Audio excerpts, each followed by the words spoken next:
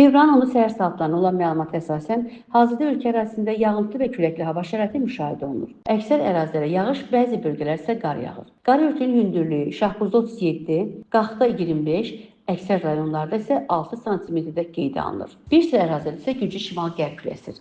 Küləyin maksimal sürəti Bakıda və Abşeron yarımadasında 25, Şahdağ və Neftçalada 20, Daşkəsən və Naftalanda isə 18 metr/saniyədə güclənir.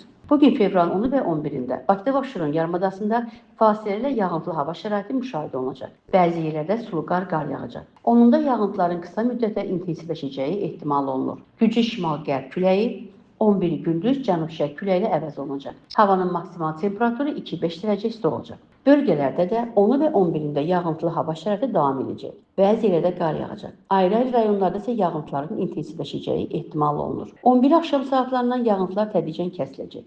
12-si Bakıda və Abşeron yarımadasında və bölgələrdə hava şəraiti mülayimləşəcəyi, əksər yerlərdə yağıntısız hava şəraiti müşahidə olunacağı gözlənilir. 10-u və 12-sində yağıntılı və şaxtalı hava şəraiti əlaqədar olaraq əsasən dağlıq və dağlıq rayonlarda yolların buz bağlayacağı ehtimal olunur.